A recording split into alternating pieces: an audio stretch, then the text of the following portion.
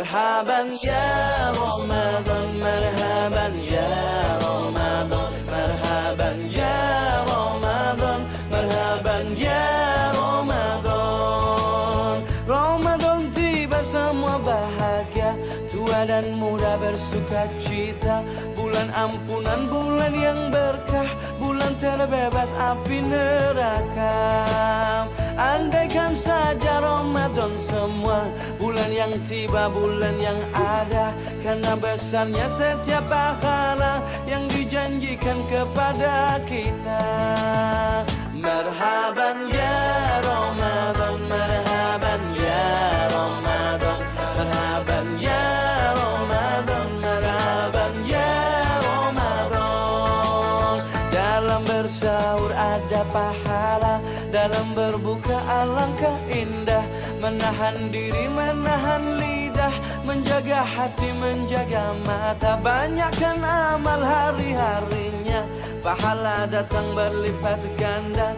Berlomba-lomba untuk ibadah, dunia bahagia surga nantinya.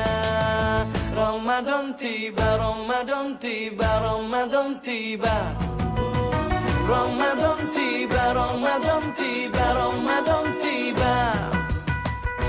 Dan semoga setiap jiwa diberikan ampunannya, dan semoga hapus semua kesalahan setiap jiwa. Marhaban ya Ramadan, marhaban ya Ramadan, marhaban ya Ramadan, marhaban ya Ramadan. Marhaban ya Ramadan, marhaban ya Ramadan, marhaban ya Ramadan, marhaban ya Ramadan, marhaban ya Ramadan,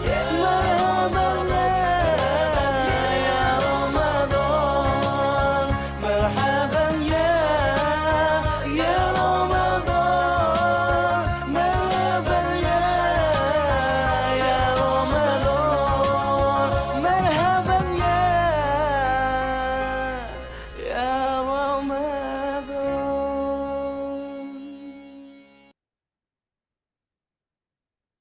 Halo, Assalamualaikum warahmatullahi wabarakatuh. Selamat pagi menjelang siang. Rasanya masih kayak pagi di sini ya, karena agak-agak mendung nih. Teman-teman semua, mam semuanya, selamat datang. Dan saya ingin sekali mengucapkan selamat berpuasa ya. Kita sudah ada di tengah-tengah puasa dan pas banget hari ini kita semua bergabung di sini untuk acara talk show Kelola Keuangan saat Ramadan dan Lebaran anti boncos. Nah, ini menurut saya pas banget ya, pas tengah-tengah sekitar 2 minggu lagi mau lebaran, ini adalah apa yang benar-benar kita perlukan banget. Nah, Mams, sebelum kita mulai, saya ingin mengucapkan terima kasih kepada AFSI pastinya untuk kolaborasi Zoominar kita hari ini dan para sponsor pendukung acara yang sudah mau membantu kita dan mensupport kita sehingga acara ini insya Allah berjalan dengan baik. Nah, sebelum mulai lagi nih, saya ingin mengenalkan komunitas yang sudah support kita luar biasa. Saya bacakan ya, ada komunitas Mam Academy. Komunitas Mam Academy udah pada tahu dong. Sorry, suara saya masih agak sakit nih, baru agak sembuh, tapi tetap semangat banget menghadapi acara ini. Pastinya melihat Mam semuanya yang sudah semangat nih, banyak sekali nama-nama yang saya kenal. Komunitas Mam Academy adalah komunitas pemberdayaan ibu dan wanita yang memiliki lebih dari 5.900 member aktif. Ini member-membernya diantaranya yang aktif-aktif lagi pada ngumpul di sini nih, di siang hari ini. Lalu dengan gagasan ibu harus berdaya, berkarya, dan berharga, kita ingin membuat Mams terus belajar. Jadi ingin berkomunitas itu nggak cuma hahaha networking, tapi networkingnya secara positif, pastinya untuk lebih banyak berkarya, lebih banyak saling mempengaruhi secara positif ya. Nah, teman-teman, saya yakin semua sudah bergabung di Mam Academy, tapi kalaupun belum, jangan lupa untuk langsung gabung menjadi member Mam Academy ya. Lalu berikutnya ada komunitas Amazing Dream. Wah, ini luar biasa banget. Komunitas ini adalah sebuah komunitas perniagaan, ya, jarang-jarang ya, perniagaan yang serius banget mensupport kita, yang merupakan bagian dari kemitraan BP Group di bawah binaan Adrian Maulana CFP. Tadi kayaknya udah muncul-muncul ya tadi penampakannya. Public figure, praktisi, investasi, dan bisnis. Dan pastinya Mbak Desi Ilsanti yang juga adalah public figure, psikologis, dan juga psikolog klinis. Komunitas Amazing Dream tidak hanya berfokus pada bisnis dan penjualan, tetapi juga aktif mengadakan acara yang mencakup pembahasan seputar kesehatan, keluarga, parenting, kajian agama, serta kegiatan sosial lainnya. Jadi buat teman-teman yang belum bergabung dengan komunitas Amazing Dream juga ditunggu ya untuk segera bergabung. Nah, yang juga sudah banyak kita kenal adalah komunitas emak-emak blogger, di mana komunitas blogger ini adalah komunitas blogger perempuan pertama. Saya ingat banget itu kayak beberapa belas tahun yang lalu komunitas emak-emak blogger sudah hadir meramaikan dunia perkomunitasan dan perblogeran di Indonesia. Ribuan member KEB, baik yang berdomisili di dalam negeri maupun di luar negeri, terdiri dari beragam latar belakang. Ini dia yang membuat KEB menjadi luar biasa ya, karena enggak cuman tidak ibu rumah tangga saja, tapi ada ibu bekerja dan wirausaha dan lain-lain. Komunitas blogger perempuan Indonesia dengan tagline "Kami ada untuk berbagi" ini hadir sebagai inspirasi terutama untuk perempuan Indonesia. Jadi kita ucapkan terima kasih pastinya kepada para komunitas yang sudah mendukung terselenggaranya acara hari ini. Nah, kita udah kenalan nih sama komunitas yang mendukung kita. Kemudian kita juga ingin tahu nih hari ini mau ngomongin apa sih. Udah dapet ya bocorannya dari judulnya aja, kelola keuangan saat Ramadan dan Lebaran anti boncos. Meskipun kayaknya setiap tahun kayaknya kendalanya atau ininya sama, udah dapet tips sana sini gitu, tapi tetap setiap mau Lebaran Ramadan tetap aja kayaknya agak keteteran gitu dengan salah satunya adalah masalah keuangan menjelang Lebaran ini. Nah, teman-teman semua, saat ini sudah ada narasumber yang luar biasa yang akan berbagi dengan kita. Jadi Mams, enaknya nih hari ini kita tuh berbaginya dengan para pakar di bidangnya dan juga praktisi dan juga orang-orang yang mengalami masalah tersebut gitu. Kayak misalnya nih, nanti saya penasaran nih pengen nanyain Mbak Wit atau Mbak Mira dan lain-lain, gimana sih mengelola keuangan sebagai pemilik usaha ya, tapi kalau sebagai ibu rumah tangga tuh keteteran nggak sih? Padahal kan Mbak Wit punya usaha gitu ya. Siap-siap ya Mbak Wit, ntar aku tanyain soal itu. Nah, saya udah nyenggol-nyenggol ya beberapa pembicaranya, tapi saya ingin kembali memperkenalkan para pembicara atau narasumber yang hadir hari ini. Ada Mas Aidil Akbar, selaku Financial Planner dan pengurus di AFSI. Mbak Widya Safitri, pastinya selaku founder Mam Academy. Ada Mbak Desi Santi, founder Amazing Dream. Senang banget Mbak Desi bisa bergabung hari ini. Dan juga pastinya ada Mira Sahid, saya panggil Mbak juga ya biar adil. Mbak Mira Sahid selaku founder kumpulan emak-emak blogger. Wow, saya ingin menyapa Mas Aidil, apa kabar? Boleh silakan dinyalakan mic-nya. Oh sudah ya. Assalamualaikum, Alhamdulillah kabar baik. Apa kabar Mbak? Alhamdulillah baik. Nah, Mas Aidil nih udah harus siap-siap nih ditanya-tanyain sama para moms yang kepo banget gitu ya pastinya soal bagaimana kita nih mengelola keuangan kita terutama di Ramadan kali ini gitu ya. Nanti kita akan ngobrol lagi dengan Mas Aidil. Mbak Wit, apa kabar? Alhamdulillah, Kak Zata, Masya Allah ketemu lagi kita. Makin fresh banget nih Lebaran. Ramadan ya, menjelang Lebaran. Yes, betul sekali. Ya, aku seneng banget nih karena nanti kita berbaginya nggak cuma dari sisi sebagai pemilik usaha, tapi sebagai ibu rumah tangga. Ada Mira juga. Mir, apa kabar Mir? Gimana KEB? Baik, Alhamdulillah Zata. Aduh, yang lagi di Jogja ini fresh banget ya. Iya. Oke, nanti kita ngobrol lebih lanjut. Mbak Desi, ya ampun, suatu kehormatan bisa bergabung. Mbak Desi pasti sama dengan pembicara lainnya, sibuk banget. Mbak Desi lagi sibuk apa nih akhir-akhir ini? Alhamdulillah sibuk puasa, Masya Allah. Masya Allah. Semoga lancar ya. Oke, nah sebelum kita mulai ke talk show-nya, izinkan saya untuk membacakan tata cara Zoominar hari ini. Boleh tolong panitia ditampilkan tata cara Zoominar-nya? Sebenarnya si Mams di sini sudah tahu ya, cuman saya ingetin lagi. Saya akan membacakan dan teman-teman juga bisa langsung baca di sini ya bahwa peraturan Zubinar seperti biasa ya kalau Mam Academy dan komunitas lainnya mengadakan acara, dimohon untuk mematikan mic supaya kita bisa fokus. Kemudian buka kamera agar kita bisa kenal dengan Mam semuanya, tapi memang kalau benar-benar berhalangan tidak masalah. Pertanyaan diutamakan yang raise hand. Jadi kalau misalnya nanti mau tanya, mau langsung ngomong nih sama Mas Aidil, sama Mbak Desi dan lain-lain, misalnya langsung aja raise hand gitu. Tapi kalau misalnya tidak mau tampak muka dulu nih karena sesuatu dan lain hal, boleh dituliskan pertanyaannya di kolom komentar ya. Dan sekaligus sebenarnya selama acara berlangsung sudah boleh untuk bertanya dan sebutkan nama, asal komunitas, domisili, dan pertanyaan. Lalu bisa raise hand dan on cam jika ingin bertanya, dilarang mencoret-coret layar dan membuat keributan, enggak ya kalau Mams mah pastinya, dan bersedia dikeluarkan jika melanggar. Itu beberapa peraturan Zuminar kurang lebih, dan saya juga ingin mengingatkan dulu nih, boleh ditampilin nggak ada hadiah-hadiah yang akan kita berikan hari ini? Oh, oke, follow dulu ya sebelum hadiah. Jangan lupa untuk follow @afsiofficial.id, boleh teman-teman di screen capture, di foto ya, biar nanti setelah ini bisa langsung di follow dan subscribe. Instagram @emak-emak-blogger, emak-emaknya pakai angka 2, kemudian Instagram @amazinggream, jangan lupa di follow ya, dan ada @mothersonmission.id, dan jangan lupa Instagram ada TikToknya juga @mamacademy.id, dan YouTube serta Facebooknya Mam Academy.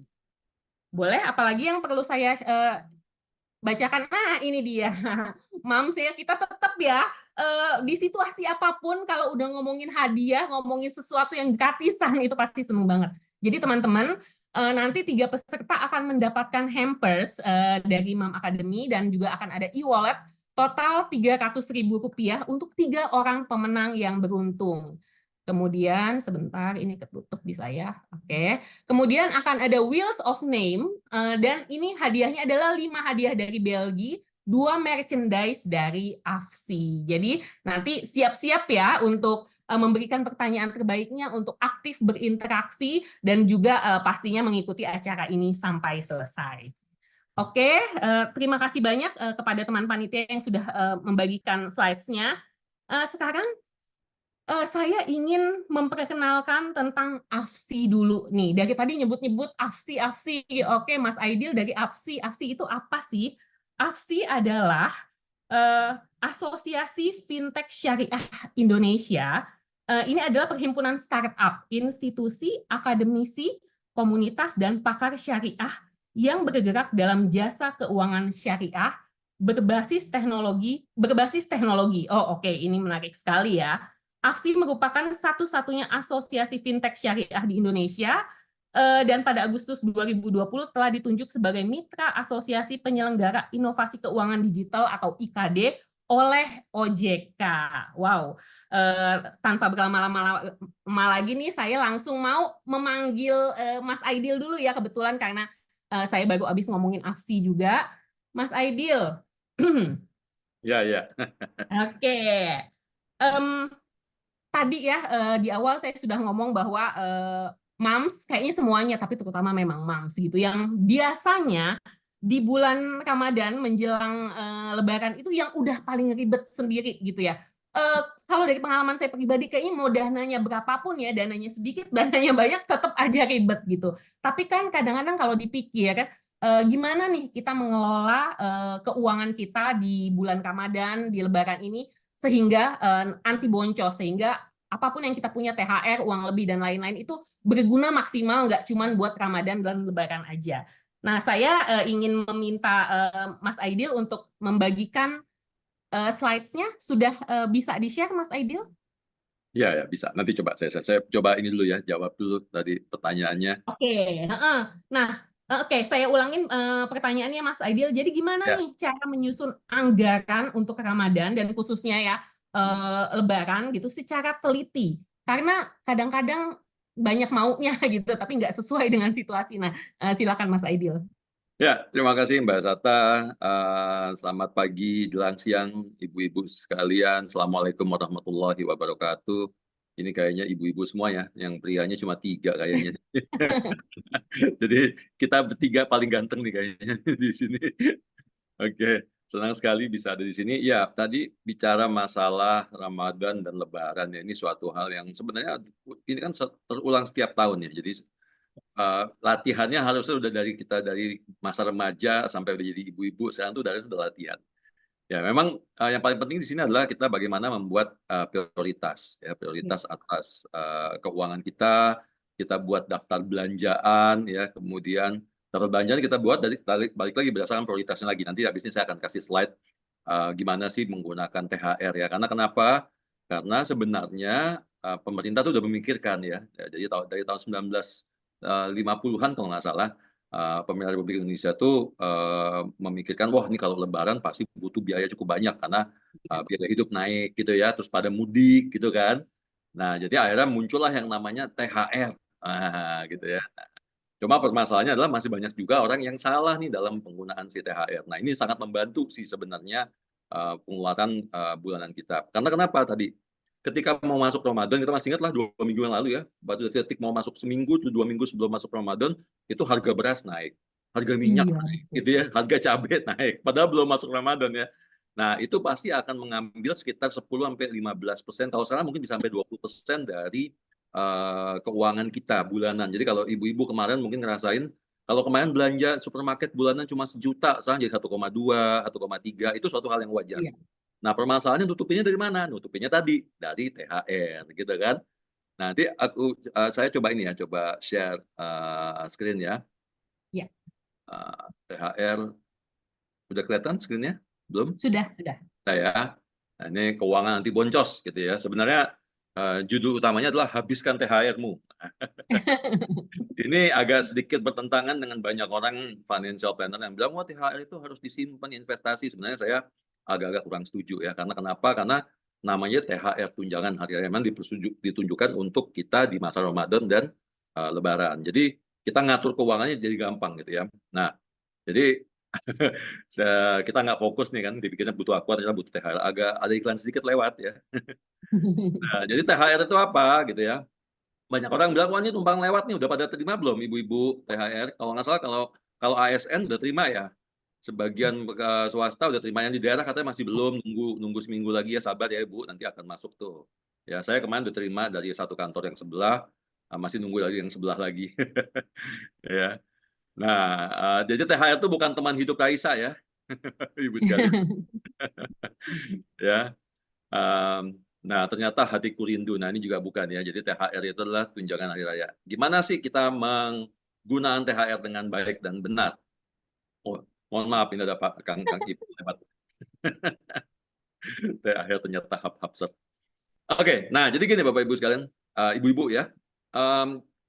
Pengeluaran kita kan dalam bulan suci Ramadan kemudian menuju ke Lebaran itu ada 2 macam, pengeluaran wajib sama pengeluaran yang saya nggak bilangnya tidak wajib, tapi semi wajib, karena kelihatannya kayaknya wajib semua ya, gitu. Nah, kita harus bisa pilah-pilah tadi, di awal saya bisa sebutkan ada beberapa daftar yang harus kita buat, kemana aja sih pengeluaran THR kita dan pengeluaran bulanan kita semasa Ramadan ini yang bisa kita alokasikan, kan gitu ya.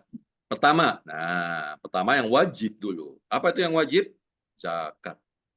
Ya. Jadi ini kadang-kadang suka kelupaan karena kadang-kadang zakatnya dihitungnya di belakang. Ya. Padahal ada kewajiban yang harus dilaksanakan di bulan suci Ramadan dan itu harus dilakukan sebelum imam naik mimbar pada saat pada saat memberikan di sholat pada saat sholat Id ya. Nah, jadi itu adalah namanya zakat fitrah.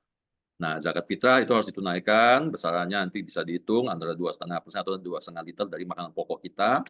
Kemudian yang kedua adalah zakat mal. Saya agak kurang setuju sebenarnya zakat mal ya, tapi karena gini, zakat mal itu kan harusnya diambil dari harta kita, ya Bapak, Ibu-Ibu sekalian ya. Jadi nanti Ibu hitung dulu hartanya berapa, lihat dulu nisabnya, udah nyampe belum 85 gram emas, kurang lebih 85 juta ya, kalau sekarang emasnya naik sih ya, 1,2, jadi mungkin lebih tinggi lagi nisabnya. Nah, habis itu baru dikeluarkan tuh ya zakat malnya 2,5%. Tapi kadang-kadang kita nggak bisa, apa istilahnya, kadang-kadang mungkin aset kita semuanya, banyak kan aset yang fix gitu ya, rumah, mobil, tapi tabungannya kurang. Mm-mm. Nah, gimana cara mengeluarkannya? Ya bisa pakai menggunakan dari si THR tadi, kalau memang kurang, gitu ya. Terus, nah ini yang kadang-kadang suka dilupakan, THR itu juga harus kita keluarkan untuk orang-orang yang selama ini membantu kita sehari-hari. Nah, Mams pasti tahu lah ini ya, di rumah ada asisten rumah tangga, ada neni yang punya bayi gitu ya. Kemudian apalagi ada driver kalau di rumah pakai pakai si mamang-mamang yang nyetir mobil kita gitu ya.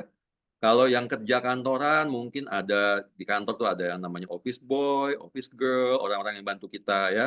Mungkin juga security kantor, di rumah ada security rumah, keamanan ya. Kemudian yang suka bersih-bersih, buang sampah itu mereka itu terutama yang pekerja non formal ya, yang bukan pekerja kantoran itu mereka nggak dapat THR loh ya, Mams. Jadi karena mereka nggak dapat THR, mereka sangat mengharapkan. Nah, THR-nya dari mana? Ya THR-nya dari kita gitu ya. Diambil dari mana? Ya diambil dari THR kita lagi. Kan THR itu kan besarannya kan kurang lebih 1 bulan gaji ya, 1 bulan penghasilan ya. Jadi hitungannya sama seperti kita ketika kita bulanan harus keluar uang buat keamanan, uang buat kebersihan. Nah, kurang lebih hampir sama. Ya, jadi kalau misalnya sebulan uang keamanan kami di kompleks 150.000 Pak, ya udah keluarkan 150.000 buat keamanan, THR keamanan, ya.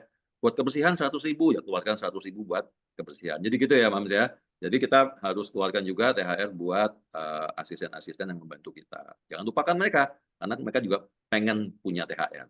Ya.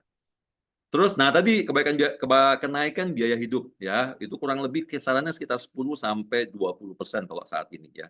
So artinya apa? Kalau THR-nya 100% gaji bulanan, maka 20% udah habis duluan tuh ya buat pengeluaran biaya hidup tadi ya, buat apa namanya, beli cabai yang harganya tinggi ya, beli daging yang harganya naik, beli telur yang harganya naik ya, minyak dan sebagainya. Nah itu diambil dari kekurangannya. Mungkin sekarang ngambil alokasinya di awal-awal karena belum terima THR kemarin-kemarin ya, 2 minggu pertama mungkin ngambilnya dari alokasi mungkin uang sekolah anak mungkin gitu ya, atau dari dana transportasi diambil dulu. Nah itu kan udah kepake tuh. Nah begitu THR-nya masuk dikembalikan dulu uang yang kepake tadi. Atau mungkin, wah Pak udah nggak bisa nih Mas Akbar, uangnya udah teralokasi. Jadi saya akhirnya mau nggak mau pakai dana darurat misalnya, yang udah pernah dengar perencana keuangan pasti ngerti ya, ada namanya dana darurat. Nah nggak apa-apa, pakai dulu, kan memang gunanya untuk itu ya, untuk yang darurat. Nanti ketika THR-nya masuk diganti, di-replace dana daruratnya dengan THR tadi. Gitu ya, Mams ya. Terus, nah ini biaya yang nggak kalah membuat boros. Dan ini kayaknya yang paling boros ya. Ada 2 nih, zaman sekarang yang paling boros. Yang pertama adalah buka puasa bersama, yang kedua adalah hampers. Iya, betul. Betul ya. Nah, jadi buka puasa bersama, nah ini juga tolong disiasati ya. Karena gini, kalau saya lihatnya buka puasa bersama ini kan jadi ajang silaturahmi ya, ajang ketemu kita dan lain sebagainya. Nah, kita harus pinter-pinter memilih antara buka puasa yang di kantor gitu ya, yang memang untuk kebutuhan bisnis atau usaha, atau memang Mams yang kerja kantoran di sini misalnya gitu ya, dengan buka puasa bersama teman-teman. Kalau buka puasanya teman-temannya ketemunya dia lagi, hanya buka puasa dari arisan yang berbeda, nah mungkin boleh dipilih tuh, ya kan kadang gitu ya, punya Iya. 3 arisan atau 4 arisan, tapi ada irisannya nih, ketemunya dia lagi gitu kan. Ya udah, buka puasanya pilih 1 aja atau 2 aja, nggak harus 4-4-nya kan gitu kan. Toh masih ketemu lagi di arisan di bulan depan gitu kan. Nah terus kemudian biasanya gini, kalau kita buka puasa bersama itu makannya jarang, yang banyak ngobrolnya kan ya. Yang banyak kan ngobrolnya. Jadi beberapa bisa disiasati dengan cara misalnya gini, kalau saya tuh kalau saya pribadi ya, karena saya kerja kantoran, biasanya saya buka puasa di kantor dulu tuh, Mbak Zata ya. Kenapa? 1, saya nggak perlu macet-macetan, karena jam 4 sampai jam 6 itu kalau di Jakarta ya Mams ya, itu luar biasa traffic-nya ya. Bahkan ojek aja, ojek motor itu macet gitu ya. So, jadi saya biasanya buka puasa dulu, batalin dulu, makan makanan kecil, kurma segala macam, sholat maghrib, ya, habis itu langsung naik mobil atau naik ojek ke lokasi buka puasa bersama. Jadi saya bisa datang ke lokasi dengan hanya 15 menit sampai 30 menit, nggak harus macet-macetan 2 jam. Tapi di saat yang bersamaan saya udah isi perut dulu, gitu ya. Nah biasanya kita kan buka puasa buka puasa itu kan lapar mata ya, Mams ya. Jadi mesen banyak akhirnya nggak kemakan. Nah itu yang sering terjadi. Makanya kenapa saya batalin dulu di kantor biasanya. begitu sampai ke tempat saya buka puasa, lapar lagi, tapi udah lapar untuk makan malam, bukan lapar pas buka puasa, gitu ya. Sehingga saya bisa menghemat di sisi menu buka puasanya atau di takjilnya misalnya, gitu ya. Terus kemudian biaya belanja Lebaran, nah ini tadi ya, hampers, balik lagi kalau hampers ya, ini karena mungkin biaya sosial ya, mungkin bisa dimasukkan ke dalam biaya sosial, tapi biaya belanja Lebaran yang lebih penting sini adalah untuk keluarga di kampung halaman. Ya, jadi nanti kalau kita mau mudik nih, buat moms yang mau mudik, mungkin belanja Lebarannya mewakili keluarga yang akan kita ketemu, adik, kakak, saudara gitu ya. Jadi bukan per individu. Karena kalau per individu kebayang ya banyaknya ya. Kita satu keluarga 4 bersaudara ya, ada ipar 8, masing-masing punya anak 2. Iya. Ya, bisa punya 8 sampai 12 hadiah Lebaran, belum lagi untuk orang tua dan seterusnya. Jadi ini harus disiasatin, buat daftarnya, buat listnya. Jadi bikin dulu, kalau saya ya biasanya saya bikin namanya dulu nih, Mbak Zeta ya, bikin namanya. Kemudian saya masukin nominalnya. Jadi saya bukan masukin barang, tapi saya masukin nominal. Ya, jadi misalnya untuk orang tua, untuk ibu, saya kasih nominalnya agak besar, misalnya 500.000 hadiahnya, gitu, atau 1 juta gitu ya misalnya. Untuk kakak, oh kakak yang ini kayaknya dia cukup mampu, ya udah saya kasih hadiah yang mungkin kurang lebih sekitar 300.000 ya. Untuk adik sekian-sekian masukin. Nanti saya belanjanya berdasarkan nominal, bukan berdasarkan barang. Gitu. Kenapa? Karena gini, Mams. Ya, coba ya paling simpel kerudung lah ya, kerudung nih, Mams ya. Kerudung itu kan dari yang harga 30.000 sampai yang harga 3 juta kan ada ya. Iya. Ya. Jadi kalau misalnya untuk orang tua dimasukin kerudung gitu ya, kerudung Lebaran atau kerudung siapa lah yang lagi ngetop sekarang gitu ya. Kerudung Mbak Desi misalnya gitu ya. Nah, kalau dimasukinnya kata kerudung, nanti begitu kita datang ke toko, kita bingung nih, panik. Ini kerudung yang mana ya? Karena semua katanya bagus. Tapi kalau kita masukkan nominalnya, kita akan disiplin terhadap nominal tersebut. Ya paling meleset-meleset dikit lah gitu ya. Budgetnya 500 ya dibeli yang 6,5 gitu misalnya. Lebih bagus yang 6,5, masih oke. Daripada budgetnya 300 kemudian belinya 1 juta gitu ya. Nah, kayak gitu tolong dilakukan ya, Mam saya, supaya nggak meleset nih dari tadi bikin daftar belanjanya tadi ya. Terus oleh-oleh Lebaran, nah ini ya, kalau untuk anak-anak, untuk keponakan biasanya salam tempel aja ya. Nah, salam tempel amplop ini tolong disesuaikan ya, Mams ya. Jadi kalau anaknya masih SD, SMP ya cukuplah 5.000 ya. Yang SMA mungkin SMP 50.000, yang SMA atau yang kuliah 100.000. Jangan semuanya dipukul rata dikasih 50.000 atau 100 ribuan. Terus kalian juga coba ajarkan mereka untuk ditabung atau investasi. Saya dulu anak saya waktu masih kecil kalau Lebaran itu saya nggak kasih uang ke Mbak Zata ya, Mams ya. Saya nggak kasih uang, tapi zaman dulu saya kasih anak saya itu adalah emas ya. Zaman dulu kan emas masih murah ya. Segramnya itu masih 150.000, 200.000, 250. Jadi kalau Lebaran saya kasih emas. Jadi dia kalau nggak salah 10 tahun pertama itu dia punya emas sampai dengan 10 gram. Karena setiap Lebaran dikasih segram. Sama dia nggak dipakai, itu disimpan gitu. Karena kalau dikasih uang 100.000 dengan dikasih emas 1 gram, pasti uang 100.000 lebih cepat habis ya. Dipakein buat belanja, buat jajannya mereka. Jadi kalau saya dulu kasih emas. Nah sekarang emas udah mahal ya, udah 1 jutaan lebih. Mungkin bisa kasih yang 0,25 ya, kalau mau ya. Ini juga bisa dipakai sebagai salah satu, selain kita kasih tanda kutip amplop atau ampau buat anak-anak keponakan kita, saat yang bersamaan kita juga mendidik mereka untuk belajar menabung dan investasi gitu ya. Terus mudik, nah ini porsi yang paling besar ya, udah pasti ya, Mams ya. Jadi tadi total biaya tadi mungkin kurang lebih habis sekitar 40%-an, sisanya 60% dipakai buat biaya mudik gitu, Mbak Zata ya. Nah, kalau masih ada sisa baru dipakai buat bayar utang. Jadi bukan bayar utang dulu di depan, karena kalau bayar utang itu kan udah dari bulanan ya, dari penghasilan gaji kita bulanan. Nah, utang itu dibayar belakangan, karena ini kan tujuannya buat Lebaran tadi ya. Jadi jangan sampai salah kaprah nih ya. Baru kalau masih ada lagi sisanya, baru diinvestasi. Jadi investasi tidak utama. Saya sangat tidak setuju kalau ada orang yang bilang bahwa dana THR harus diinvestasikan, bayar utang dulu. Habis itu nanti begitu buat mudik ngutang lagi, percuma. Ya, gitu. Kurang lebih itu Mbak Zata materi dari saya di awal. Mungkin kita teruskan di pertanyaan berikutnya atau di Q&A. Gitu ya. Oke.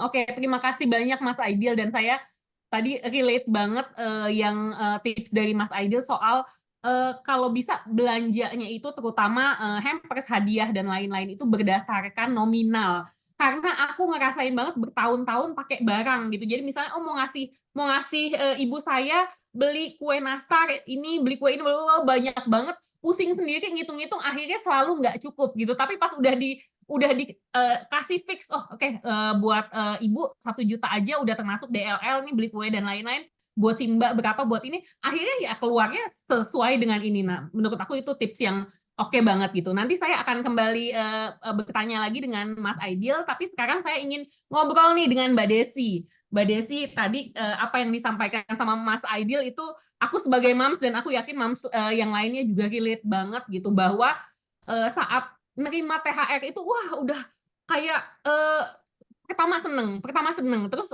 abis itu sadar bahwa ternyata sebenarnya benar tadi kan ya berkurang ya karena apa-apa naik gitu, dapat THR lumayan tapi semuanya naik dan akhirnya bingung gitu kayak misalnya wah mau perlu beli hampers nggak ya buat rekan kerja atau buat keluarga, perlu ini nggak ya, perlu itu nggak ya gitu. Nah yang jadi pertanyaanku buat Mbak Desi adalah gimana nih caranya kita sebagai ibu gitu untuk memilih atau membedakan apa nih yang kita butuhin atau sebenarnya cuman demi kepuasan pribadi. Kayak aku kasih contoh misalnya gini, ada kalanya aku tuh kayak nulis pengen kasih hampers buat Mbak Wit misalnya, buat Trianti, buat beberapa teman, buat Mira gitu. Tapi abis itu tahu-tahu wah budgetnya nggak cukup, tapi pengen banget nih ngasih gitu. Itu kan sebenarnya lebih ke kepuasan pribadi gitu. Itu gimana tuh Mbak Desi? Oke, bismillahirrahmanirrahim. Ya memang kalau kita ngikutin kepuasan pribadi, kesenangan tuh kayaknya semuanya pasti pengen ya, semuanya pengen. Nggak cuma dalam hal mau ngasih hamper, tapi dalam hal banyak hal, termasuk kayak shopping kan juga selama ini beli kerudung, jadi rasanya perlu semua warna ya, Magic Hibinu tuh harus perlu semua adanya, motif bunga, motif apa segala harus punya. Tapi sama halnya seperti soal keuangan dan juga dalam hidup intinya itu kan kita harus tahu banget prioritas kita dalam hidup tuh apa gitu. Saya selalu ngajak ngobrol tuh teman-teman untuk dalam hidup kan kita harus tahu tujuan hidup kita tuh apa sih gitu kan. Kamu tuh hidup tuh apa sih yang dituju, mau ngapain sih dalam ini, itu kan yang skema besarnya. Nah kalau dirinci lagi dalam hal keuangan, dalam hal pendidikan, dalam hal keluarga itu juga bisa dirinci seperti itu. Nah kalau soal hampers itu tadi sama, kita mau ngasih ke ada 100 orang, jabarin aja dulu semuanya, gitu kan. Tapi bisa ada keterbatasan, gitu kan. Ada keterbatasan, oke, berarti harus memilah, dipilih-pilih nih. Nah, dalam hal milih-milih ini memang kita lihat, wah, ya ini kan dalam diri sendiri ya, kita nggak sampaikan ke orangnya ya. Kita harus bisa untuk melihat, oh kayaknya yang ini jarang ketemu deh. Kayaknya misalnya bukannya nggak penting ya dibanding yang keluarga dekat atau tetangga, ini kayaknya lebih penting deh kita duluin. Nah, itu kan ego ya. Kalau misalnya kita mau satu-satunya adalah ego yang keluar. Dalam banyak hal, ego tuh seringkali menjerumuskan, gitu ya, menjerumuskan kita. Nah, ini yang harus kita bisa kelola dengan baik. Jadi jangan dikontrol oleh ego, tapi harus juga dengan logis gitu. Yang ini kayaknya udah hampir 10 tahun sih nggak ketemu dia gitu. Ya udah sih gitu ya. Itu keluarin coret gitu kan. Terus oke nih misalnya ada yang kayaknya ketemu dia tahun lalu sih, tapi saya jurli kayaknya ada butuh lagi menjalin silaturahmi lebih dekat sama dia. Ya ada maunya lah gitu ya misalnya ya. Okenya penting nih gitu ya untuk mendekatkan lagi dia. Taruh di atas. Nah, itunya kita harus jujur pada diri sendiri, nggak hanya sekadar di egonya aja, tapi yang ya udah deh gitu. Satu lagi yang biasanya tantangan nih buat kita ibu-ibu kan rasa, aduh tapi nanti kan nggak enak gitu kan, itu tapi nanti dikira sombong gitu ya. Nah itu masuk ke negative thinking, overthinking. Kita mikir, oh nanti dia nggak gini. Kali dia inget sama kita, bisa jadi lupa sama kita juga, udah GR aja mikirin dia ya.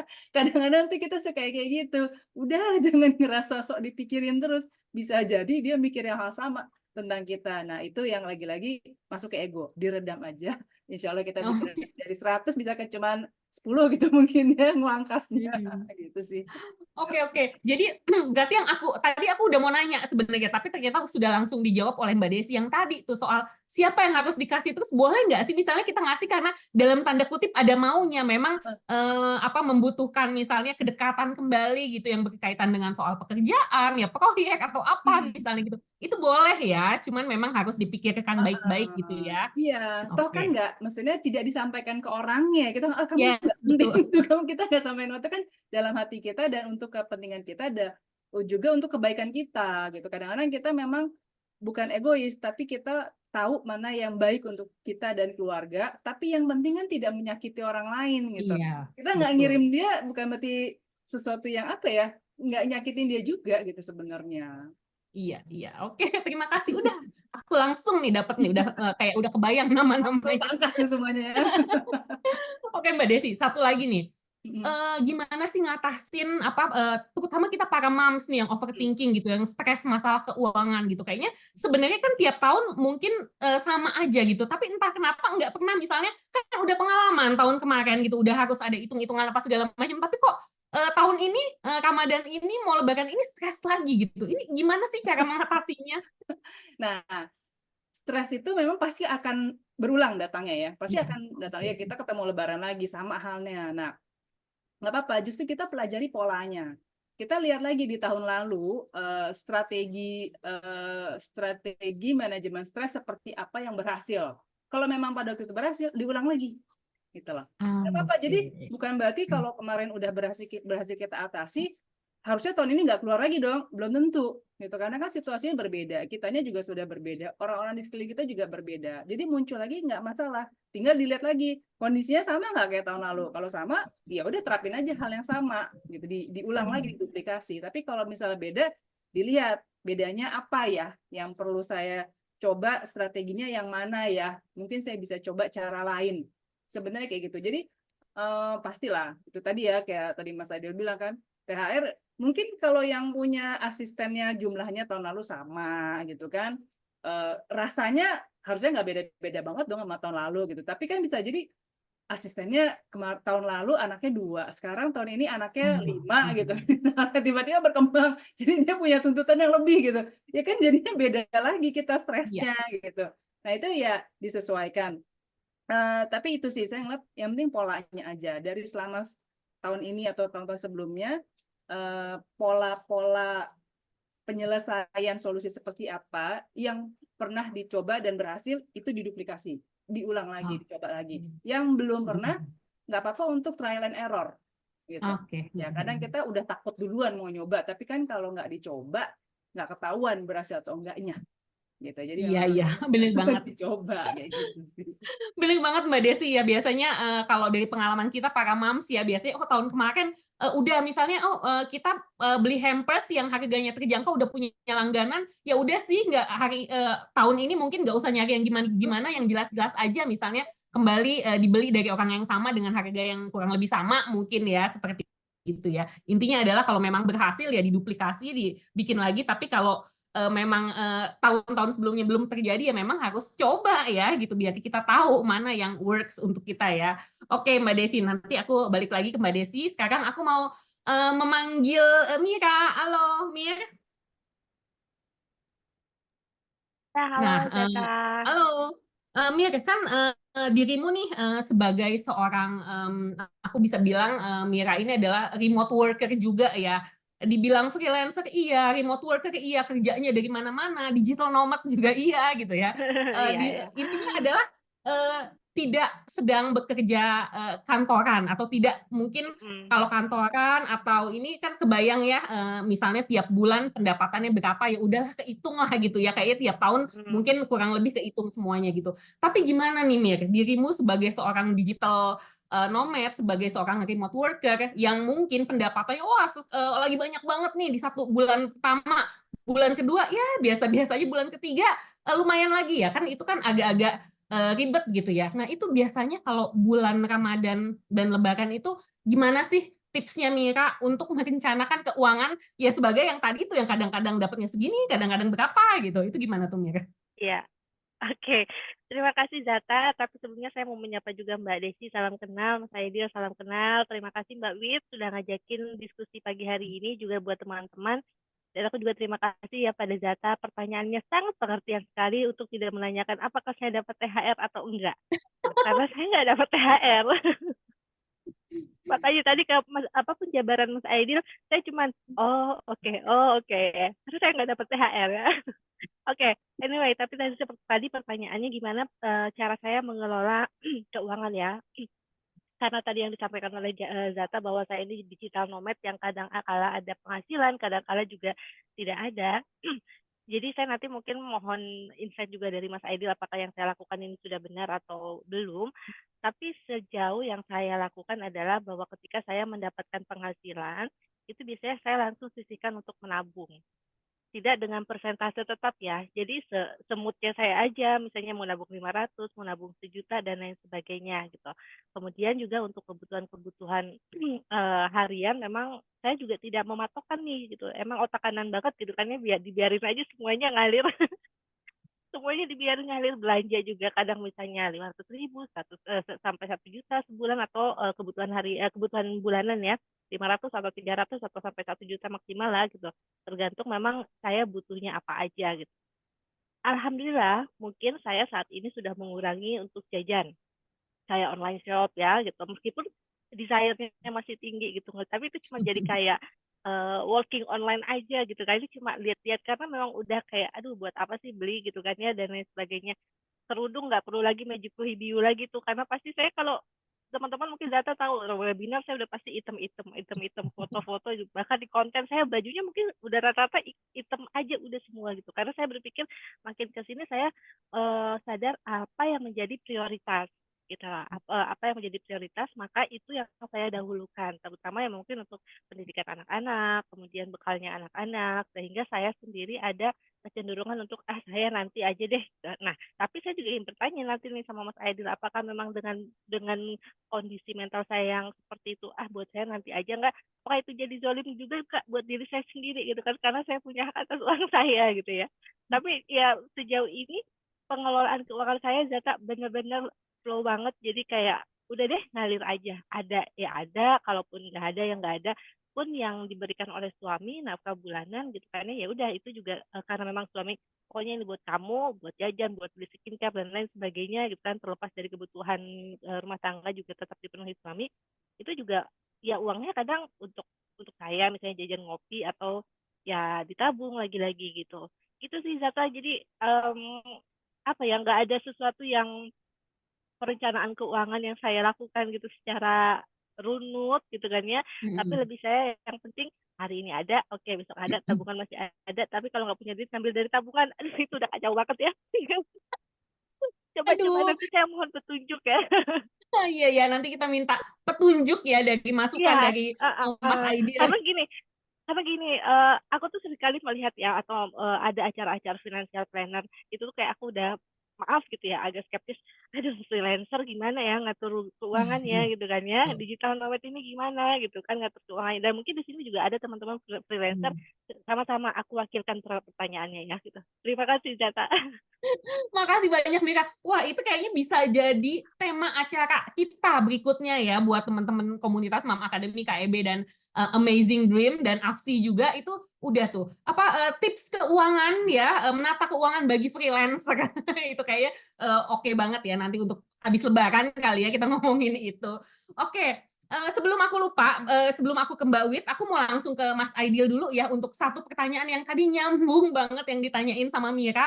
Mas Aidil, kalau tadi dengerin Mira tuh gimana tuh? Itu tuh udah bener, boleh ya Mira, kita minta dikulik gitu ya sama Mas Aidil gitu soal yang tadi. Silakan Mas Aidil.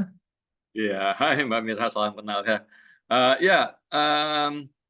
Jadi gini, kan kalau kondisi Mbak Mira ini beda ya. Maksudnya Mbak Mira ada uang bulanan dari suami ya, entah itu untuk buat rumah tangga atau entah buat jajan gitu.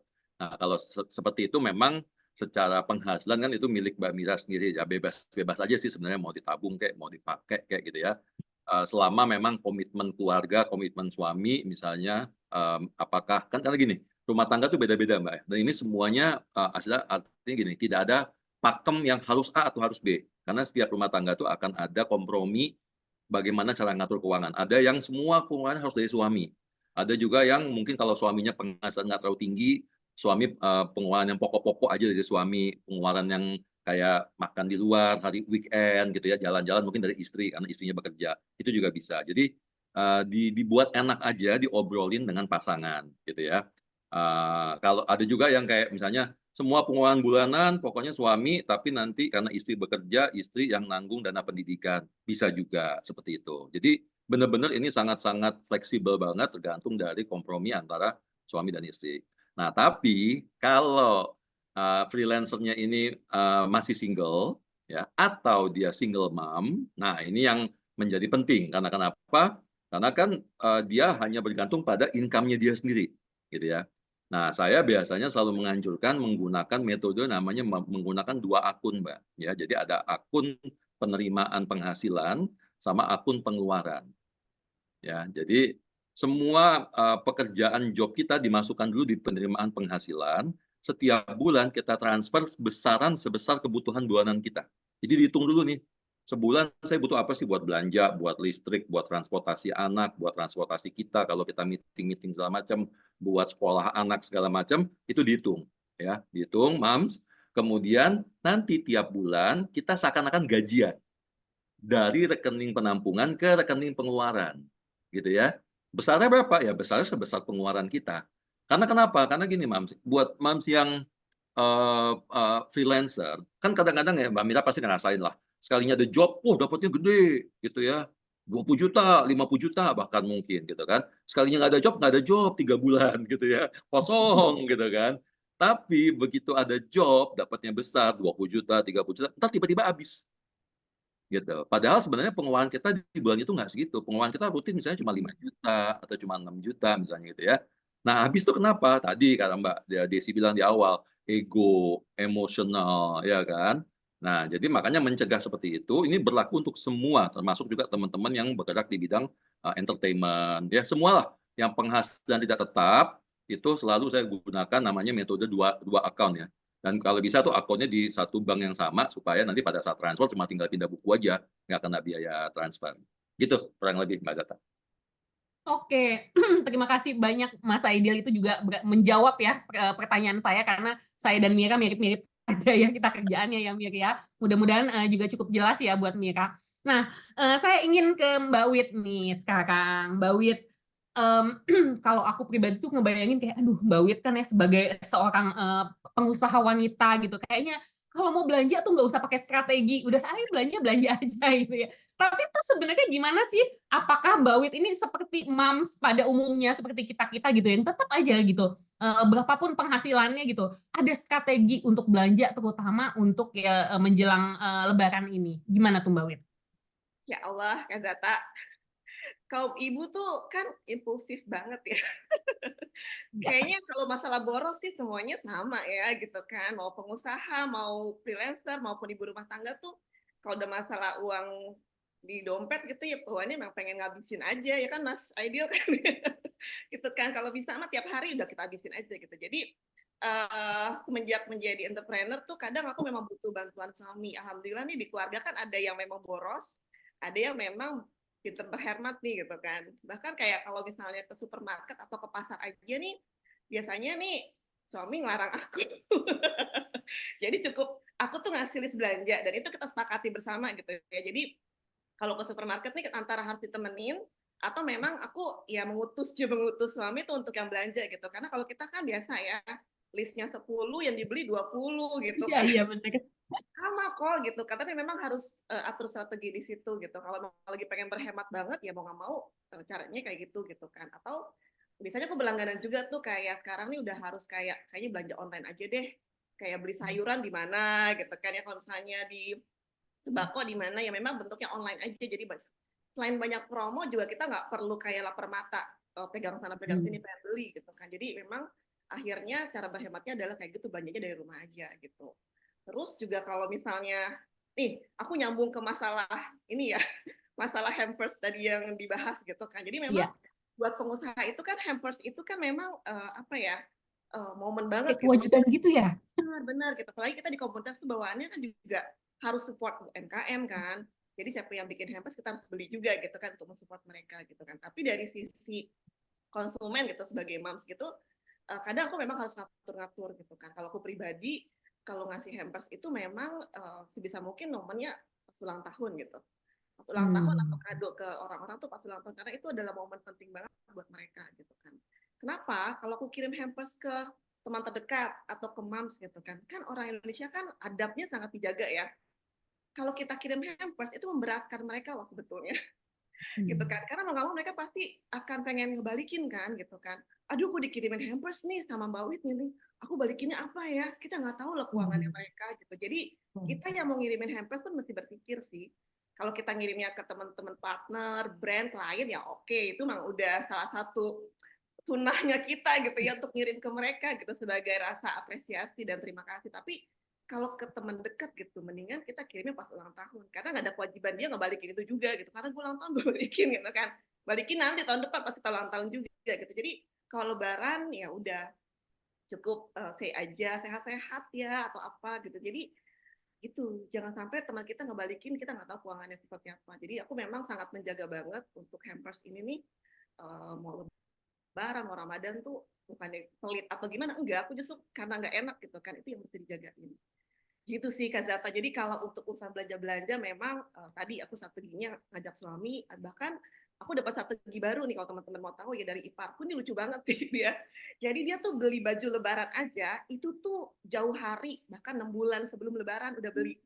Kenapa Kak? Gitu kan, gue dibeliin, kita nanti lebaran nih pakainya deskotnya samaan ya, warnanya pakai pink aja walaupun kita nggak tahu tuh warnanya lagi tren apa enggak, tapi kita pakai pink gitu kan. Dia udah beli dari 6 bulan sebelumnya gitu.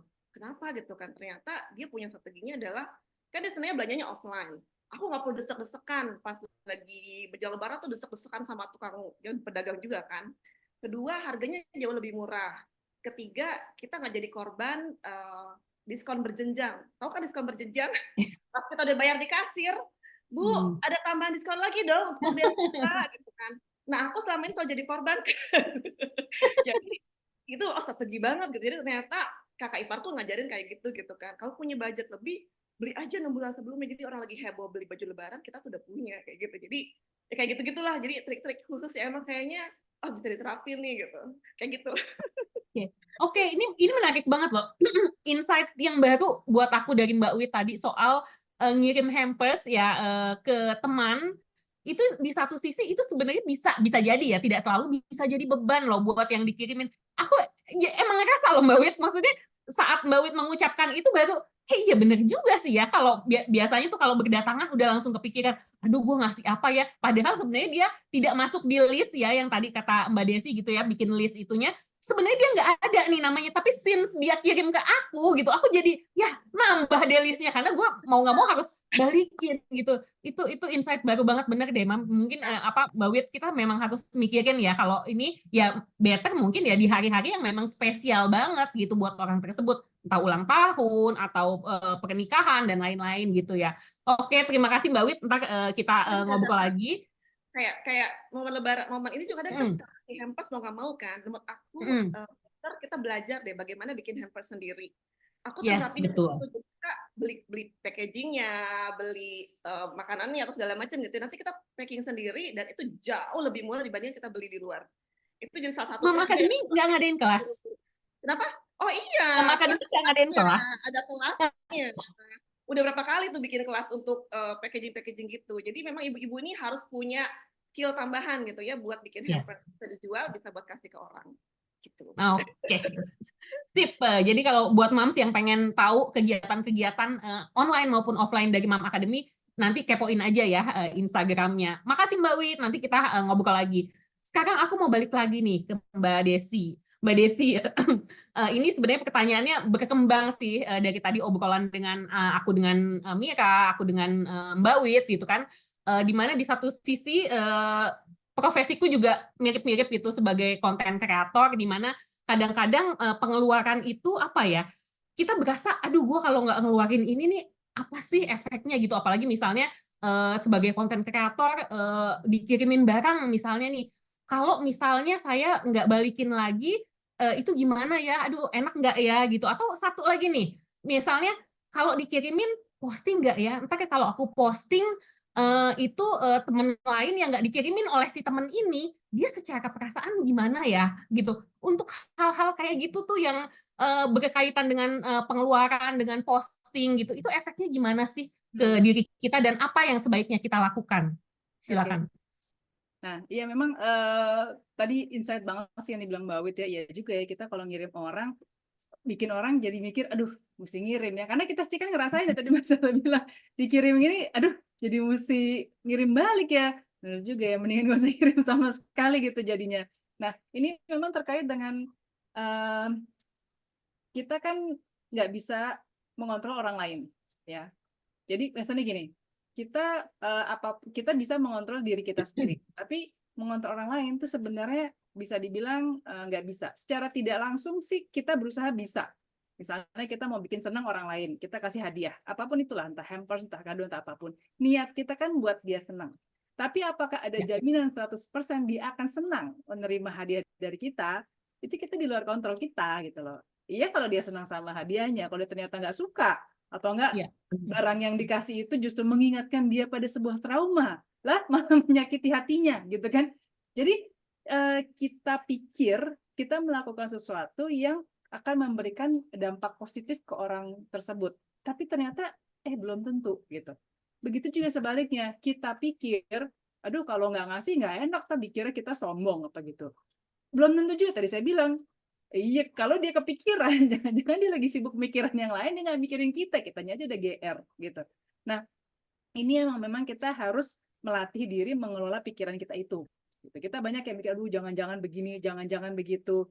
Nah, yang jangan-jangan begini-begitunya, itu bisa menjadi sebuah overthinking, negative thinking yang merugikan kita sebenarnya. Jadi memang harus kayak, enggak, insya Allah ya, ini kita kembalikan kepada Yang Maha Kuasa ya, bahwa insya Allah bismillah, niat baik kita itu untuk menjaga supaya dia tidak terbebani, supaya nggak ada ngerasa harus membalas gitu, nggak, ya itu yang ngebebani dia, tapi niat saya baik, ya kita kirim doa, itu kan juga jauh lebih baik. Nah, kita harus bisa menerima keadaan kita itu, berdamai dengan kita bahwa everything will be okay, nggak apa-apa kok gitu. Seburuk-buruknya gini deh, misalnya ya, kayak ke keluarga gitu kan, aduh kalau nggak bawa oleh-oleh tadi kan nggak enak gitu kan. Terus emang kalau nggak enak jadi nggak jadi keluarga lagi gitu. Kan tetap keluarga ya, maksudnya nggak akan jadi apa-apa juga gitu sebenarnya. Ya paling kalaupun ngambek sebulan 2 bulan ntar juga lupa lah gitu. Kadang kita suka terlalu menganggap bahwa kalau ada satu kejadian yang buruk gitu, oh berarti selamanya akan buruk. Sampai kiamat nanti akan buruk gitu. Enggak gitu. Kita kadang tuh sudah terlalu menjudge buruk seperti itu. Misalnya nih memang ada kejadian yang nggak enak, ya udah someday minta maaf. Aduh maaf ya waktu itu nggak sempet, waktu itu lagi ya kalau mau jujur bahkan budgetnya terbatas atau lupa atau apalah gitu. Nggak apa-apa gitu, sebenarnya nggak ada sesuatu yang mematikan gitu istilahnya. Tinggal minta maaf aja. Kembali lagi soal ego, ngerasa kitanya nggak enak. Ya udah pilih aja sekarang mau nggak enakan terus, atau mencari solusi yang lebih praktis dan membuat semuanya lebih enak gitu.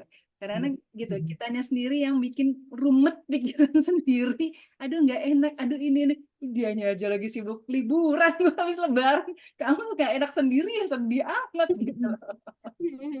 Iya bener banget Mbak Des, bener banget gitu. Aku kebayang gitu, kadang-kadang ada beberapa teman yang misalnya ngomong segala macam, aku oh gitu ya, gue aja nggak kepikiran gitu. Jadi sebenarnya ya kita juga nggak usah berlebihan ya, nggak usah overthinking gitu ya. Oke, terima kasih banyak Mbak Desi. Nah ini aku sebenarnya masih kayak ada beberapa pertanyaan lagi, masih pengen nanya-nanya lagi, tapi sementara pertanyaan yang masuk nih ke handphone udah banyak banget gitu. Jadi aku langsung aja melemparkan pertanyaan kepada para mams di sini ya, supaya waktu kita cukup. Aku akan langsung nunjuk dulu. Eva, Mams Eva dari Karawang, boleh dibuka mic-nya dan langsung disampaikan pertanyaannya. Jangan lupa kenalin diri dulu, dari komunitas mana dan juga pertanyaannya untuk siapa. Silakan, Mam Eva. Makasih Mbak Zata. Perkenalkan, saya Eva dari domisilinya di Karawang, dari komunitas Mam Academy Jawa Barat. Ya, pertanyaannya untuk Mbak Desi. sebelumnya untuk urusan THR gitu alhamdulillah ya bisa tertangani. Salah satunya tadi solusi dari Mom Wit ya, Mbak Wit bikin hamper sendiri tuh alhamdulillah gitu betul-betul terselamatkan gitu, bahkan bisa ada lebihan gitu buat nambah-nambah hamper sendiri. Tapi justru saya masalahnya ada di saya dan suami gitu, mindset lebih ke minta bantuan untuk merubah mindset kami gitu ya. Karena kami itu kan sebenarnya dari keluarga kurang mampu dulunya gitu ya. Sekarang ketika sudah punya penghasilan gitu, kadang kita pengen, dulu kan kita nggak kayak gini gitu, pengen apa ya, menyenangkan diri gitu ya, pas Lebaran gitu. Terus ke anak-anak juga kita nggak mau kayak apa sih, walaupun misalnya mungkin sebulan-bulan kemarin kita menerapkan hidup hemat gitu ya, tapi pas ini tuh kita kayak pengen mengapresiasi ibadah mereka misalnya gitu, apa puasanya dan lain-lain gitu. Terus kadang apa ya, kayak suka pengen mumpung Lebaran nih gitu kan, cuma setahun sekali gitu. Jadi justru pengeluarannya bukan habis ya, lebih besar tuh untuk memuaskan kita gitu, karena mungkin itu ya menutupi inner child itu gitu. Jadi gimana ya Mbak Desi untuk merubah mindset tersebut gitu. Terima kasih Mbak Zata, Mbak Desi. Oke. Oke, silakan langsung Mbak Desi, ini soalnya sama juga, relate juga tuh pertanyaannya, silakan. Oke.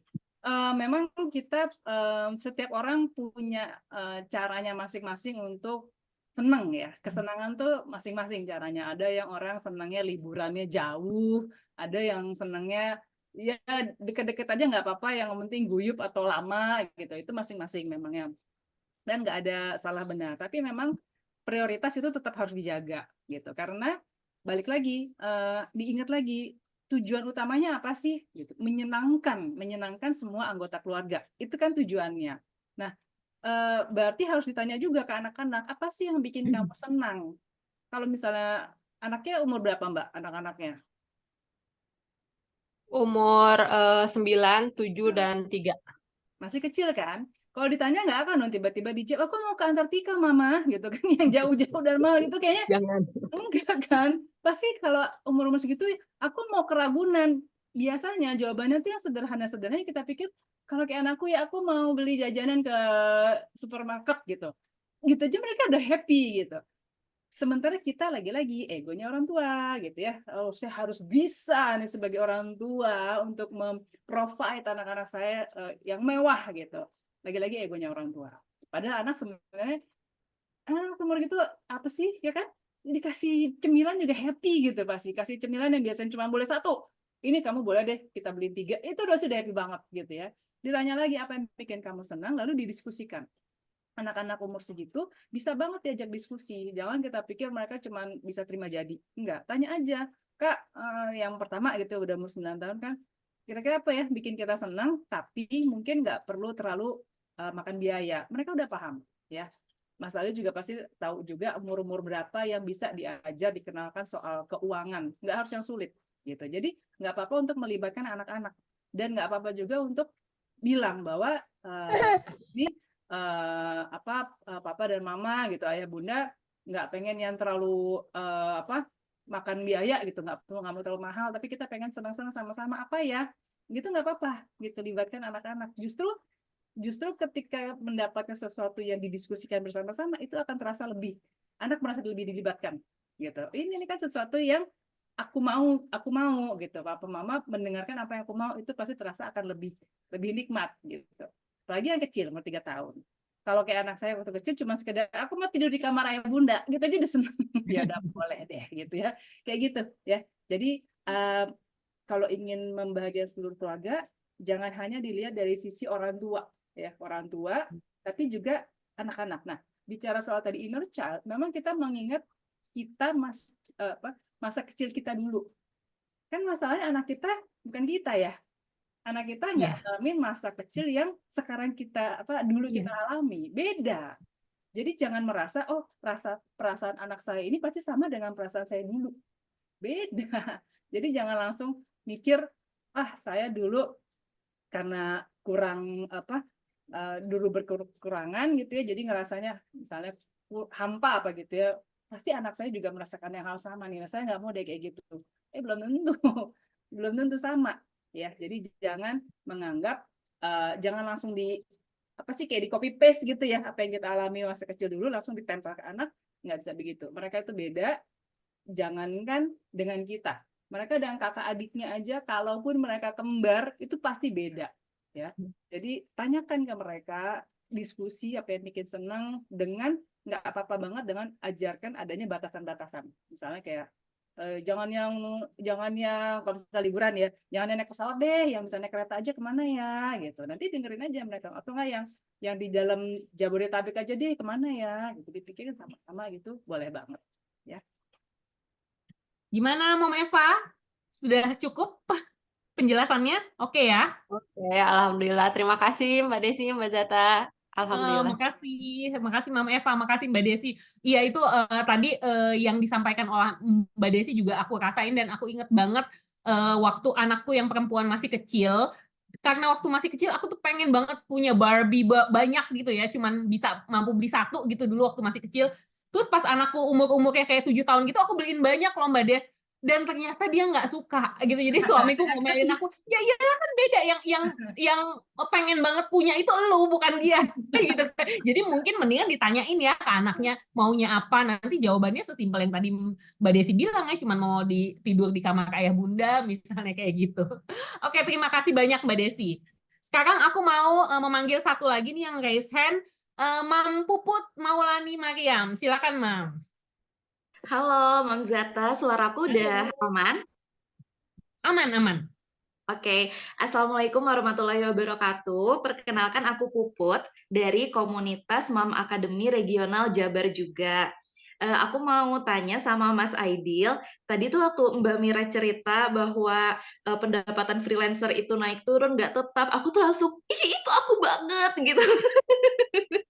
Jadi posisinya suami aku tuh wira swasta dan aku ya full time ibu rumah tangga tapi nge-freelancer juga gitu.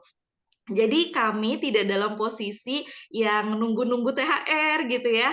Nah, cuma bedanya kalau tadi Mbak Mira mungkin bisa lebih tenang dengan let it flow aja. Nah, aku tuh tipe yang apa-apa tuh pengen direncanain gitu, Mas. Aku merasa lebih secure, lebih tenang kalau aku tuh udah punya plan dulu gitu sebelumnya. Nah, mungkin dari dari secara keilmuan, secara teorinya, mungkin ada rasio yang ideal kalau misalnya aku mesti nabung dari beberapa bulan sebelumnya gitu ya untuk persiapan Lebaran ini, rasio yang idealnya tuh berapa sih gitu, berapa persen yang mestinya tuh dianggarkan gitu. Nah terus kalau misalnya anakku kan sekarang usianya 7 tahun, kadang tuh dia nerima THR dari saudara-saudara gitu ya. Terus anakku itu udah punya list mainan yang mau dia beli gitu, Lego, Nerf gun, dan macam-macam gitu ya. Nah kadang aku ngerasa anakku kalau make uang THR itu sebagai salah satu bentuk apresiasi karena dia udah ikutan belajar puasa gitu, Mas. Tapi bijak nggak sih kalau misalnya aku ngebiarin dia bebas gitu aja gitu make uang THR-nya? Gitu, Mas. Makasih ya. Oke, langsung jawab ya. Terima kasih Mbak Puput, pertanyaannya bagus sekali. Nah ini sebenarnya apa istilahnya ya, Mbak Puputnya freelancer, suaminya wira swasta. Wira swasta kan juga berarti penghasilannya juga bisa naik turun ya Mbak ya. Ya artinya ini double jeopardy nih gitu. Artinya dua-duanya tidak ada yang fix gitu ya. Nah itu oleh sebab itu berarti yang paling penting kalau keluarga dengan penghasilan yang tidak fix, maka harus punya dulu yang disebut dengan dana darurat, dan itu jumlahnya harus lebih besar daripada dana darurat yang keluarga yang punya penghasilan tetap gitu ya. Jadi misalnya nih kalau tadi anaknya ada berapa Mbak Puput? Anaknya satu, oke, anaknya satu, berarti kan sebenarnya tanggungannya itu kan kalau suami bekerja tanggungannya 2 ya Mbak Puputnya sama anak ya. Nah tapi dalam hal ini kalau tanggungannya 2 itu biasanya dana daruratnya itu kurang lebih sekitar 6 bulan dari pengeluaran bulanan. Jadi nanti dihitung aja kalau pengeluaran bulannya misalnya 5 juta ya berarti dikali 6, 30 juta ya. Kalau pengeluarannya 10 juta berarti dikali 6. Nah tapi itu kan daftar minimumnya gitu ya. Nah, karena dua-duanya penghasilannya bisa naik turun, memungkinkan bisa naik turun, maka sebaiknya 2 kali lipatnya, Mbak. Gitu ya.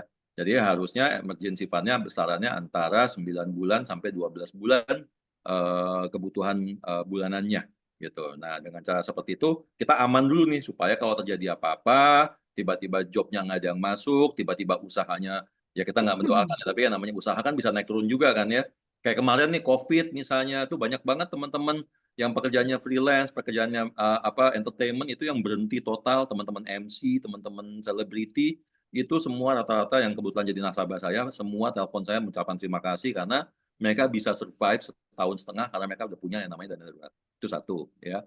Terus kedua, berapa yang disisihkan untuk Lebaran? Nah, sekali lagi tadi besarannya berapa sih kebutuhan Lebaran? Kalau misalnya idealnya gini, idealnya adalah sebesar, kan kita pakai patokan THR aja ya. THR itu kan berarti kan biaya rumah tangga nih sebulan. Jadi kalau sekarang Mbak Put biaya rumah tangganya sebulan menghabiskan 5 atau 10 juta, maka anggap aja butuhnya buat mudik, buat Lebaran, buat segala macam yang tadi saya sebutkan di slide, kurang lebih di kisaran antara 5 sampai 10 juta. Nah, tinggal ditarik mundur nih. Berarti kan kita punya 11 bulan untuk persiapan. So, kalau 11 bulan persiapan, maka saya mesti sisihkan tiap bulan 800.000 gitu ya, 900.000 nanti pada saat masuk Ramadan tahun depan, saya udah punya nih kurang lebih 11 juta. Nah, 11 juta tadi atau 10 juta tadi dianggarkan lagi sesuai dengan tadi yang slide-slide di depan di awal gitu. Itu yang satu ya. Terus yang kedua untuk anak. Nah, sebenarnya gini, saya tipe yang lebih senang mengajarkan anak untuk mencoba menahan ya. Karena gini, menahan dalam arti gini, dia boleh beli barang, beli mainan, tapi satu ajarkan dia untuk skala prioritas. Misalnya dia punya keinginan ada 3 atau 4. Nah, dari 3 atau 4 itu coba cek yang paling dia pengen banget, nomor 1 sama nomor 2 yang keduanya. Jadi usahakan anak itu bisa menabung atau menginvestasikan atau menyisihkan uangnya. Dan uangnya buat dia juga ya, buat dia masuk sekolah, buat dia liburan, buat dia beli kebutuhan dia sendiri gitu. Jadi bukan buat mamsnya ya, gitu, buat dia juga. Nah, kan ada juga nih ibu-ibu nih kalau anaknya habis dapet THR ampau tuh diambil-ambilin gitu kan mamsnya, biasa kan gitu ya. Sini, mama pegangin, habis itu lupa sampai tahun depan. Nah, ini pasti banyak yang bisa relate nih. Bukan investasi bodong ya. Nah, itu investasi bodong katanya. Ya, anaknya dari umur 5 tahun sampai 10 tahun investasi bodong, terus 5 tahun dibodong-bodongin ya. Nah, jadi kayak gitu ya. Jadi itu lebih kepada mengajarkan dia untuk belajar menunda kesenangan, Mbak. Kan dikasih tetap, boleh beli mainan 1 atau 2, boleh pilih ya. Gitu. Jadi kalau saya sih lebih, kalau dia pengennya ada 4, saya kalau bisa cuma setengahnya gitu ya, atau mungkin sepertiganya gitu. Jadi dia bisa milih supaya dia satu belajar bisa menahan diri, itu bagus banget ya. Nanti Mbak Desi mungkin bisa bantu dari sisi perkembangan mentalnya anak ya. Itu bagus banget karena anak saya ajarkan seperti itu. Ya, nah itu satu. Terus kedua, saya ajarkan juga biasanya gini, untuk barang yang sama ya Mbak ya, itu saya kasih dia alternatif. Ya, sebagai contoh nih misalnya, dia pengen Lego. Lego kan mahal ya. Ya, Lego mahal gitu ya. Antara beli Lego yang ada di mall dengan Lego-Legoan yang ada di ITC misalnya gitu ya. Nah, kan anak ini nggak bisa bedain ya, kecuali anak zaman sekarang mungkin udah jago, oh itu Legonya palsu misalnya gitu ya. Tapi kalau anak saya zaman dulu itu tapi tetap saya beli, nantinya gini, saya kasih opsi. Kalau kamu beli di mall dengan uang kamu yang misalnya ada 150.000, kamu cuma dapat 1. Tapi kalau kamu belinya misalnya di ITC atau di mana gitu ya, tempat lain, kamu bisa dapat 2 loh. Kamu pilih yang mana? Gitu ya. Nah, anak itu biasanya cenderung akan ngambil yang aku mau yang paling banyak gitu ya, kecuali dia udah ngerti brand ya. Nggak mau, aku maunya yang asli gitu, nggak mau yang palsu buatan Cina misalnya gitu ya. Tapi itu selalu saya ajarkan supaya apa? Supaya anak itu punya mental selalu ada pilihan ketika dia mau memutuskan untuk membeli sesuatu. Sehingga dia terbiasa untuk men-screening dulu. Ya, jadi nanti waktu udah besarnya, nanti kalau pas kan anak-anak kita nih kan terekspos dengan e-commerce ya, transaksi online segala macam. Dia terbiasa tuh ngecek dulu kanan, ya kayak mak zaman sekarang lah, ngecek kanan, ngecek kiri, masukin dulu ke dalam keranjang, ntar keluarin lagi gitu ya. Itu jadi olahraga yang bagus tuh kalau Mbak Mira tadi ya mungkin ya. Masukin dulu ke keranjang, nanti akhir bulan keluarin lagi, nanti awal bulan masukin lagi ke keranjang. Jadi bolak-balik keluar masuk keranjangnya tapi nggak pernah di check out gitu. Nah, tapi paling nggak itu mengajarkan mereka bahwa untuk sesuatu yang mereka inginkan selalu ada pilihan yang kita bisa lakukan, dengan pilihan itu bisa jadi harganya bisa lebih murah gitu. Oke, mudah-mudahan menjawab ya, Mam Puput. Oke, sudah oke katanya Mas Aidil. Terima kasih banyak Mas Aidil.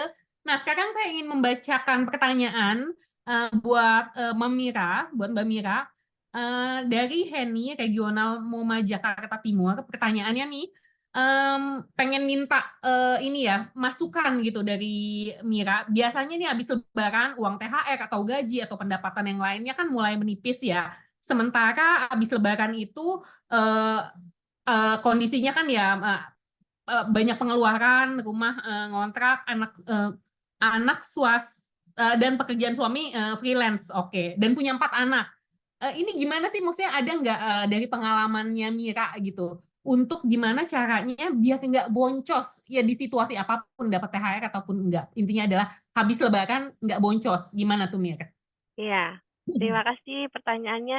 Ini karena memang hampir setiap tahun aku nggak dapat THR kan ya, Zata. Jadi aku sudah terbiasa untuk save bulan besoknya apa. Jadi kalau misalnya pada saat Ramadan ada satu Ramadan misalnya lagi dapat job banyak, itu anggaplah itu THR buat aku. Tapi aku nggak mikir itu THR yang kalau tadi kata Mas Aidil harus ya udah THR habiskan, karena kan itu sifatnya buat aku bukan THR. Jadi aku tetap taruh lagi buat pos bulan depan gitu. Jadi alhamdulillah dengan pola yang aku lakukan seperti itu, biasanya untuk bulan depannya itu masih tetap aman, meskipun ya mungkin nominalnya pas untuk kebutuhan yang diperlukan gitu. Buat jajan-jajannya udah habis di Lebaran atau di Ramadan. Jadi di rezeki di Ramadan itu yang aku anggap yang mungkin orang lain anggap itu THR, buat aku itu lebih kepada bonus aja sih. Oh oke, ini bonus buat tambahan bulan ini, buat mudik, buat ngasih ke mama, buat ngasih ke saudara-saudara atau ke anak-anak dan lain sebagainya.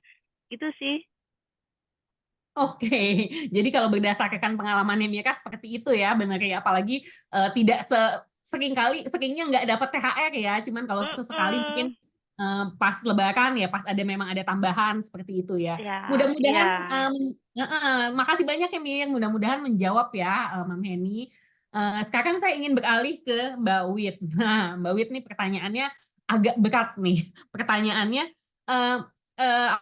gimana nih caranya kalau Lebaran memang sebenarnya pengennya sih bisa dikelola apapun ya yang nanti didapat saat Lebaran. Tapi kan biasa setelah Lebaran ini dapat pengalaman, pengen Lebaran tahun depan tuh ada rencana misalnya, aduh pengen ngasih sahabat deket yang sedang kesusahan, pengen ngasih ini, pengen ngasih itu.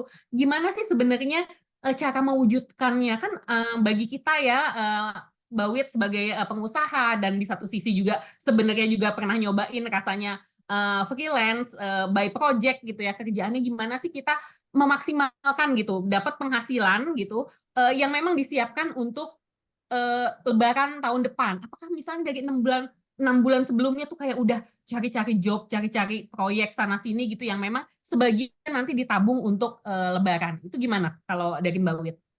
Ya, jadi beberapa kali sempat ngobrol dengan para entrepreneur juga ya. Jadi memang sebagai ibu tuh harus bisa menyusun keuangan, katanya seperti menyusun keuangan perusahaan tuh, berat ya gitu kan. Jadi memang ibu kan katanya menteri keuangan kan, jadi memang harus segitunya gitu. Jadi buat kita nih yang memang senang ngebantuin suami gitu ya cari uang, jadi memang nggak bisa berpatokan hanya dari misalnya kita pekerja gitu kan, nggak bisa berpatokan hanya dari gaji gitu kan. Jadi memang kenapa Mama Academy juga kita dirikan biar kita tuh bisa dapetin tadi cuan-cuan tambahan gitu loh. Jadi nggak boleh pasrah gitu ya dengan satu lubang rezeki. Jadi sebisa mungkin kan Allah nih buka pintu rezeki banyak ya, ada pintu A sampai Z gitu kan. Nah kita coba masukin satu-satu yang memang kita bisa lakukan gitu sesuai dengan kemampuan kita gitu. Nanti kita punya tabungan lebih dan itu bisa diakomodir buat kebutuhan berikutnya. Walaupun prakteknya nggak mudah ya, pastinya kayaknya tengah-tengah kan, aduh kayak pengen sedikit healing kepake gitu. Tapi seenggaknya Iya benar. kalau sudah tahu cara ngebuka pintu rezeki satu-satu nih, pasti bisa lah ya menuju ke arah sana. Impiannya pengen ngebagiin orang banyak kan, pengen jadi berkah, apa yang kita dapetin nih di saku gitu kan bisa jadi berkah buat orang banyak juga. Jadi pintu rezekinya tuh harus dibanyakin gitu. Jadi faktor kali itu juga penting banget gitu kan ya. Jadi memang biar makin luas lah manfaatnya gitu. Makanya kenapa buat aku tuh sebenarnya momen-momen Lebaran ini sebisa mungkin kita nih ibu rumah tangga pun bisa ada bisnis tambahan loh. Karena kan kalau misalnya tiba-tiba jadi penjual takjil dadakan gitu kan ya, terus penjual hampers dadakan, terus banyak banget ide-ide bisnis dalam Lebaran, kayak bikin amplop custom nih yang foto kita nih gitu kan, itu bisa dijualin. Wah, ibu kan narsis ya gitu kan, itu di situ kayak gitu tuh jadi hal solusi juga gitu kan, bahwa kita tuh bisa nambahin cuan-cuan loh dari situ, kayak hampers anak itu juga jadi solusi banget buat kita nambah-nambah income tambahan. Jadi siapin dari sekarang deh, kayak 6 bulan sebelum Lebaran tuh udah harus siapin kira-kira ide bisnis apa ya yang bisa dilakuin tanpa harus kayak invest besar-besaran gitu tadi itu yang dadakan itu luar biasa sih karena semua orang kan momennya di sana gitu kan ikut-ikutan bazar segala macam jadi capeknya tuh cuma 1 bulan itu aja gitu tapi dapetinnya siapa tahu bisa tabungan sampai tahun depan gitu kan. Yes, betul banget. Oke, wah itu inspiratif banget ya jawaban dari Mbak Wit. Jadi Mams langsung dicatat ya. Jadi bisa, ya memang Lebaran nih tinggal ya dalam hitungan minggu aja gitu. Mudah-mudahan semuanya lancar gitu. Tapi kita masih punya waktu lagi nih untuk memaksimalkan untuk Lebaran tahun depan dan seterusnya. Terima kasih banyak Mbak Wit. Nah, karena terbatasnya waktu gitu, saya ingin beralih nanti ke Wheels of Name. Siap-siap ya teman-teman. Tapi sebelum kita tutup sesi talk show kali ini, saya ingin minta para narasumber untuk kasih closing statement, tapi maksimal 1 menit, maksimal 1 menit ya, karena waktunya terbatas. Saya akan mulai dari Mas Aidil Akbar. Boleh dong kasih closing statement sekaligus penyemangat nih untuk para moms yang berada di sini hari ini. Silakan Mas Aidil. Ya, balik lagi tadi ya. Yang punya THR, habiskan semua THR-mu. Ya, ini momen setahun sekali ya, apalagi apa namanya kita kalau yang udah umur segini ya, udah umur pertengahan 30, 40-an gitu ya, orang tua kita dan sebagainya, karena momen ini belum tentu ketemu lagi tahun depan. Nah, berapa banyak dari anggota keluarga kita yang tahun lalu ada, tahun ini udah nggak ada gitu ya. Jadi untuk hal-hal yang selama kita masih mampu dan apa namanya dari THR tadi ya terutama ya, nggak apa-apa, nggak masalah. Yang penting jangan ngutang, itu 1. Terus kedua, yang penting juga ini buat yang kerja ya, yang kerja, tolong nanti kalau gajian, kan tinggal dikit lagi nih udah mau gajian ya, udah minggu-minggu ini ya, tolong gajinya jangan dibawa mudik. Karena kalau dibawa mudik nanti habis. Sementara balik dari Lebaran itu masih tanggal 15. Dari tanggal 15 ke tanggal 30 masih 2 minggu lagi. Ya, karena saya yakin percaya sama saya, yang dihabisin THR nggak apa-apa, tapi gaji jangan dibawa mudik karena gaji itu sudah ada pos-pos pengeluaran yang teman-teman harus lakukan setiap bulan. Demikian juga yang freelancer, kalau udah ada sejumlah dana yang dialokasikan buat bulanan, jangan dibawa pulang. Yang dibawa pulang mudik adalah dana yang memang dialokasikan hanya untuk mudik saja. Itu sih. Terima kasih banyak Mas Aidil. Itu juga sekaligus menjawab lagi pertanyaan Mom Henny tadi ya. Abis Lebaran gimana? Gajinya jangan dihabisin, THR boleh ya, tapi gaji jangan. Makasih banyak Mas Aidil. Saya ingin kasih kesempatan untuk Mbak Desi. Silakan Mbak Desi. Ya, tadi kalau dari ilmunya yang disampaikan oleh Mas Aidil adalah kemampuan kita untuk bisa memilah-milah ya, memilah-milah keuangan, dapatnya sekian, lalu dibagi-bagi kemana-mananya. Nah, untuk melakukan itu kan kita harus punya kemampuan menganalisa yang baik, mana yang penting, mana yang tidak terlalu penting, mana yang nggak penting sama sekali gitu. Untuk melakukan itu kita perlu bisa menyelami diri sendiri dulu gitu. Prioritas kita dalam hidup nih apa sih, punya tujuan hidup seperti apa sih, dalam hidup secara umum apa sih yang penting bagi saya, apa sih yang tidak terlalu penting, kurang penting. Nah, kalau udah punya itu, udah punya core-nya, inti dari tujuan hidupnya, umumnya akan lebih mudah untuk menerapkan ke masalah keuangan ini gitu. Dan kita lebih bisa melihat mana sih ini yang realistis dan mana sih ini yang hanya ego berbicara. Nah, kalau udah ketemu ego, seringkali overthinking itu merasuki kita, gitu ya. Overthinking, pikiran-pikiran yang diciptakan oleh diri kita sendiri itu mengganggu, bisa jadi banget mengganggu cara kita memilah-milah itu tadi. Ilmunya sudah dapat, ya, tapi karena terbawa emosi dalam penerapannya, prakteknya itu kurang baik, gitu. Nah, ini yang kita harus terus latih. Karena antara kalau perempuan ya katanya kan lebih banyak emosinya ya daripada logikanya gitu ya. Tapi sebenarnya enggak. Kenapa? Karena emosi itu dikendalikan oleh logika juga. Gitu. Emosi kita itu tergantung dari bagaimana kita berpikir.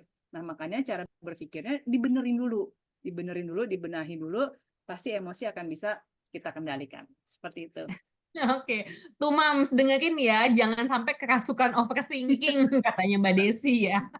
Oke, terima kasih banyak Mbak Desi. Sekarang saya ingin minta closing statement dari Mira Tahid. Silakan Mira. Baik, terima kasih Zata. Saya menyambung dari Mbak Desi nih, karena disinggung soal overthinking dan saya adalah yang kali suka overthinking ya. Jadi teman-teman, saya percaya bahwa ilmu-ilmu yang disampaikan oleh Mas Aidil, Mbak Desi, atau praktisi siapapun itu adalah ilmu yang baik untuk kita semua. Tetapi semua ilmu saya percaya bukan tidak akan, boleh jadi belum bisa dipraktekkan kalau uangnya belum ada gitu kan ya. Jadi saya sebagai freelancer, sebagai digital nomad yang kadang-kadang suka overthinking, besok dapat duit dari mana, gimana dapat duitnya, mengajak teman-teman yang memang juga kondisinya sama sebagai seorang freelancer untuk tetap berpikir yang baik bahwa uang itu bukan dikejar tetapi ditarik gitu kan ya, ditarik dengan afirmasi yang baik, dengan pikiran yang baik, dengan sikap, perilaku, dan kata-kata yang baik. Insya Allah mudah-mudahan itu juga menjadi pengingat buat saya. Mudah-mudahan pintu rezekinya semakin terbuka dan terutama berkah sehingga bisa berdampak juga bagi orang-orang yang ingin kita bantu. Jadi tetap semangat buat teman-teman yang kondisi freelancer sama seperti saya, dan buat teman-teman yang sudah stay good keuangannya, tetap dipertahankan dan sehat-sehat untuk semuanya. Terima kasih Zata. Amin, makasih banyak Mir. Oke, sekarang Mbak Wit silakan. Oke, teman-teman, jadi dalam 1 tahun itu Allah kasih 1 bulan yang luar biasa banget buat kita. Itu adalah momen bulan keberkahan, di mana semua roda perekonomian berputar gitu ya di situ. Jadi manfaatkan seluas-luasnya, manfaatkan sebanyak-banyaknya. Tahun depan, kalau tahun ini nggak keburu, kita masih ada tahun depan, kita coba upayakan untuk ada bisnis tambahan, kita dapetin cuan dari sana gitu ya. Semuanya nggak perlu dipikir pakai modal. Teman-teman bisa kerjasama dengan orang gitu kan ya, bisa sistem konsinyasi misalnya, atau ada ide-ide bisnis lain yang memang teman bisa manfaatkan untuk bisa mendapatkan tambahan income di bulan Ramadan gitu. Jadi buat yang freelancer maupun pekerja kantoran gitu ya, itu bisa pokoknya jadi Lebaran itu cuan ya pastinya gitu kan buat para ibu gitu kan, nggak takut gitu kan, jadi sebaik-baiknya kita manfaatkan diri kita. Itu aja sih. Oke, terima kasih banyak Mbak Wit atas semangat dan inspirasinya ya buat kita semua para peserta di sini. Nah, Mam semuanya, talk show-nya terpaksa harus kita akhiri sampai di sini ya karena keterbatasan waktu di acara Kelola Keuangan Saat Ramadan dan Lebaran Anti Boncos. Mudah-mudahan kita semua ya, tidak hanya Mams-nya, pasti kami, saya sebagai MC, teman-teman sebagai narasumber juga mendapatkan insight yang luar biasa dari sesama narasumber lainnya. Terima kasih banyak sudah mau berbagi buat Mbak Wit, Mbak Mira, kepada Mas Aidil dan juga Mbak Desi dan Mam semua yang sudah hadir di sini. Tapi jangan kemana-mana dulu ya. Kita siap-siap untuk foto dulu sebelum kita Wheels of Name. Saya harap kalau teman-teman yang bisa buka HP atau kameranya silakan. Kalau tidak ya tidak apa-apa. Kita siap-siap untuk foto bersama.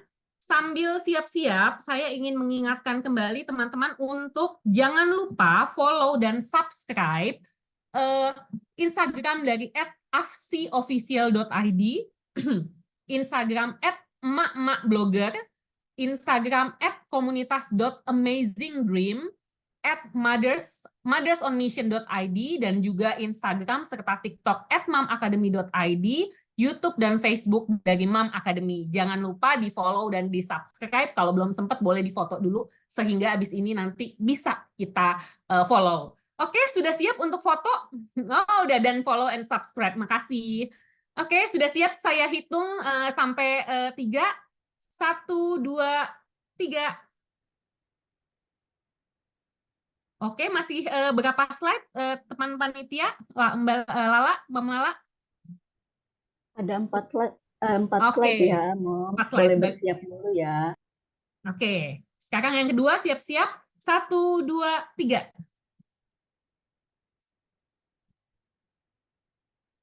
Oke, yang ketiga ya Lah ya. Oke, 1, 2, 3. Sekarang slides yang terakhir, boleh gayanya 1, 2, 3. Oke, terima kasih banyak sudah difoto semuanya ya. Sekarang kita ke salah satu bagian yang ditunggu sama emak-emak nih, sama para mams, yaitu pengundian atau pemutaran Wheels of Name untuk 5 pemenang dari Belgia. Silakan teman-teman panitia untuk ditampilkan Wheels of Names-nya.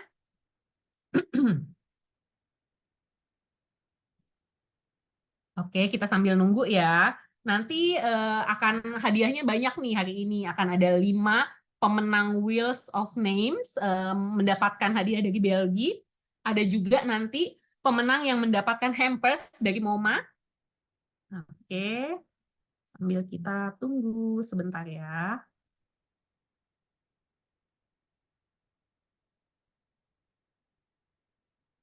Oke, boleh ditampilkan.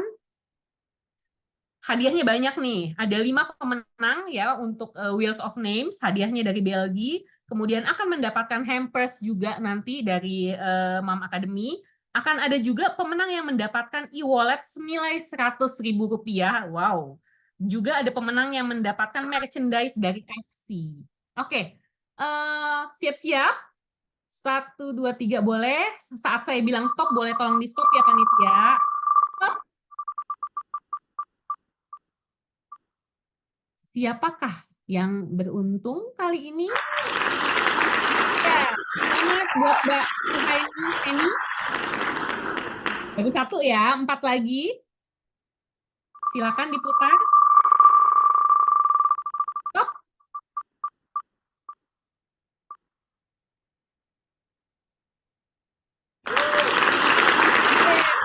Oh, ini atau enggak nih? Chris Sulistyo KM. Sorry. Oke, sekarang yang ketiga, silakan diputar. Stop.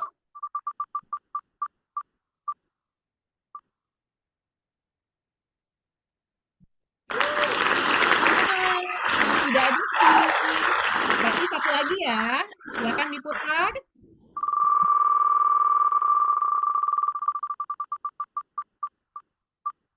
Stop.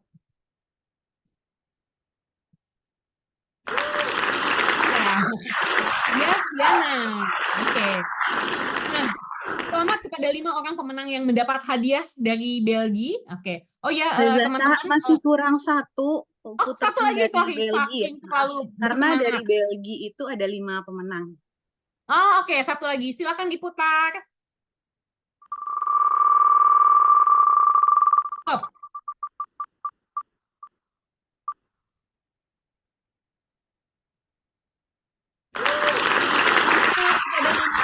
Diana. Tadi saya sempat melihat ada yang bertanya ya bahwa namanya tidak ada. Jadi kalau di Wheels of Name ini semua nama sudah dimasukkan, tapi saat diputar itu memang tidak semuanya kelihatan gitu. Tapi ini namanya biasanya ganti-ganti sesuai nama yang sudah dimasukkan ya. Jadi Mams jangan khawatir, semua nama sudah masuk gitu. Tapi mungkin belum beruntung kali ini. Tapi mungkin di hadiah berikutnya saya akan langsung bacain hadiah pemenang yang mendapatkan hampers MoMA ya. Yang tadi sudah dicatat semua ya panitia siapa yang mendapatkan hampers atau hadiah dari Belgia. Sekarang saya ingin mengucapkan selamat kepada Ulfah Afiani, MoMA Regional Bekasi Timur, yang berhak mendapatkan hampers dari Mom Academy. Selamat ya, Mams. Oke, diingat-ingat ya, jangan sampai lupa untuk klaim hadiahnya. Nanti ada nomor yang bisa dihubungi. Lalu berikutnya, pemenang yang mendapatkan e-wallet 100.000 adalah Mbak Eva, Mom Eva dari Karawang, dari Moma Jabar. Selamat Mom Eva. Lalu ada Mom Puput juga yang dari Moma Jabar mendapatkan e-wallet senilai Rp100.000. Berikutnya ada Mom Heni dari Regional Moma Jakarta. Selamat ya. Nah ini teman-teman yang tadi namanya disebutkan, jangan lupa untuk screen capture atau catat untuk menghubungi Mom Academy untuk klaim hadiahnya.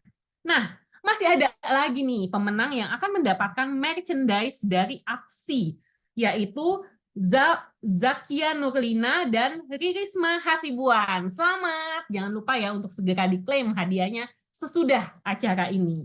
Nah, Mam semuanya, tidak terasa kita sudah ada di penghujung acara. Saya harap Mam semuanya termasuk kami di sini mendapatkan banyak insight, banyak ilmu yang luar biasa, dan terutama mendapatkan inspirasi. Mudah-mudahan puasa kita berjalan dengan lancar, Lebaran nanti juga sudah dapat banyak ilmu nih dari Mbak Desi, Mas Aidil, Mbak Mira, Mbak Widya. Semoga bisa kita lakukan sesuatu untuk membuat Lebaran kali ini menjadi lebih baik lagi. Saya ingin mengucapkan terima kasih yang sebesar-besarnya kepada para sponsor dan juga kepada para komunitas yang sudah mendukung terselenggaranya acara ini, Mom Academy, Amazing Dreams dan kumpulan emak-emak blogger dan juga pastinya kepada Afsi. Terima kasih banyak. Sampai bertemu lagi di kesempatan selanjutnya. Bye. Makasih banyak ya Mbak Wit, Mas Aidil, Mbak Desi, Mbak Mira. Terima kasih Mbak Zata. Sehat-sehat. Terima kasih semua Mas Aidil, Mbak Mira. Terima kasih. Terima kasih semua.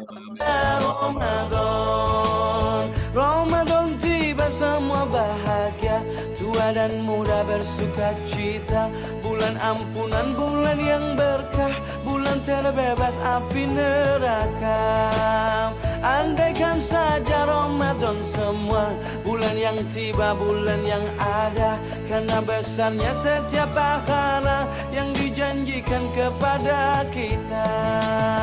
Marhaban ya Ramadan, marhaban ya Ramadan, marhaban ya Ramadan, marhaban ya Ramadan. Dalam bersahur ada pahala, dalam berbuka alangkah indah, menahan diri, menahan lidah, menjaga hati, menjaga mata, banyakkan amal hari-harinya, pahala datang berlipat ganda, berlomba-lomba untuk ibadah, dunia bahagia surga nantinya. Ramadan tiba, Ramadan tiba, Ramadan tiba, Ramadan tiba, Ramadan tiba, Ramadan tiba. Dan semoga setiap jiwa diberikan ampunannya, dan semoga hapus semua